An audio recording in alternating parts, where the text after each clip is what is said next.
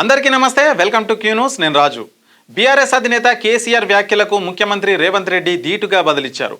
10 ఏళ్ల పాలనలో తెలంగాణను 8 లక్షల కోట్ల అప్పులోకి నెట్టిన కేసీఆర్ ఒక ఆర్థిక ఉగ్రవాది అని రేవంత్ రెడ్డి మండిపడ్డారు. కలుగులో దాక్కున్న ఎలకల ఇన్నాళ్ళు మౌనంగా ఉండి ఇప్పుడు బయటికి వచ్చి అబద్ధాలు ప్రచారం చేస్తున్నారని విమర్శించారు. దమ్ముంటే జనవరి 2న జరిగే అసెంబ్లీ సమావేశాలకు హాజరు కావాలని, తెలంగాణకు ఎవరు మేలు చేశారో అక్కడే తేల్చుకుందామని సవాల్ విసిరారు. పంచాయతీ ఎన్నికల్లో ప్రజలు బుద్ధి చెప్పినా కేసీఆర్ తీరు మారలేదని, కమిషన్ల కోసమే రాష్ట్రాన్ని అప్పుల పాలు చేశారని రేవంత్ రెడ్డి ఘాటుగా విమర్శించారు. తెలంగాణ రాజకీయాలు మరోసారి రణరంగంగా మారాయి.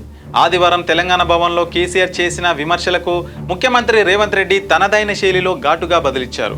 కేసీఆర్ మారుతారని ఆశించానని, కానీ ఆయన భాషలో గానీ, అబద్ధాలు చెప్పే అలవాట్లో గానీ ఎలాంటి మార్పు రాలేదని ఎద్దేవా చేశారు. కలుగులో దాక్కున్న ఎలక బయటికి వచ్చినట్లుగా ఇప్పుడు కేసీఆర్ బయటికి వచ్చి అసత్యాలు మాట్లాడుతున్నారని విమర్శించారు. అసెంబ్లీకి రా, దమ్ముంటే తేల్చుకుందాం. కేసీఆర్ కేవలం ప్రెస్ మీట్లకే పరిమితం కాకుండా ప్రజల పక్షాన నిలబడాలంటే సభకు రావాలని రేవంత్ రెడ్డి సవాల్ విసిరారు. వచ్చే జనవరి 2వ తేదీ నుంచి అసెంబ్లీ సమావేశాలు నిర్వహిస్తాం. దమ్ముంటే కేసీఆర్ సభకు రావాలి. తెలంగాణకు ఎవరు మేలు చేశారు, ఎవరు అన్యాయం చేశారో అక్కడే తేల్చుకుందామని రేవంత్ రెడ్డి స్పష్టం చేశారు. కేసీఆర్ తన కుటుంబ ప్రయోజనాల కోసం తెలంగాణను తాకట్టు పెట్టారని, ఇప్పుడు అధికారంలో లేకపోయేసరికి ముసలి కన్నీరు కారుస్తున్నారని మండిపడ్డారు. రాష్ట్ర ఆర్థిక వ్యవస్థను కేసీఆర్ అస్తవ్యస్తం చేశారని రేవంత్ రెడ్డి తీవ్ర ఆరోపణలు చేశారు. కేసీఆర్ 10 ఏళ్ల పాలనలో తెలంగాణను 8 లక్షల కోట్ల అప్పులోకి నెట్టారని, ఆయన ఒక ఆర్థిక ఉగ్రవాది అని సంచలన వ్యాఖ్యలు చేశారు. రాష్ట్రానికి 4 వైపుల నుండి ఆదాయం వచ్చే మార్గాలు ఉన్నా కేవలం కమిషన్ల కోసమే ప్రాజెక్టుల అంచనాలను పెంచి రాష్ట్రాన్ని అప్పుల పాలు చేశారని దుయ్యబట్టారు. ఇటీవల జరిగిన పంచాయతీ ఎన్నికల్లో ప్రజలు బీఆర్ఎస్ కు వాత పెట్టారని, అందుకే ఇప్పుడు వచ్చి మాట్లాడుతున్నారన్నారు. గజ్వేల్లో కూడా కాంగ్రెస్ జెండా ఎగరడం కేసీఆర్ పతనానికి నిదర్శనమని పేర్కొన్నారు. కృష్ణా జలాల విషయంలో కేసీఆర్ చేసిన వ్యాఖ్యలను రేవంత్ రెడ్డి కొట్టిపారేశారు. కృష్ణా జలాల్లో ఏపీకి 64%, తెలంగాణకు 36% చాలని సంతకం పెట్టిన ద్రోహి కేసీఆర్.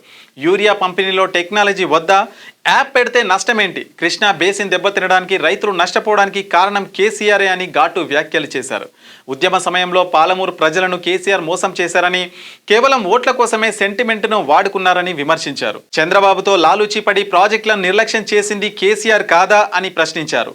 కాంగ్రెస్ ప్రభుత్వం వచ్చిన ఏడాదిలోనే పెండింగ్ ప్రాజెక్టులను పరుగులు పెట్టిస్తున్నామని, ప్రజల ఆస్తుల విలువలు తగ్గలేదు కదా, పెరుగుతున్నాయని ధీమా వ్యక్తం చేశారు. క్యూన్యూస్ పేరు చెప్పి ఎవరైనా వసూళ్లకు, అక్రమాలకు, బెదిరింపులకు గురి చేసినా క్యూన్యూస్కి సమాచారం ఇవ్వండి.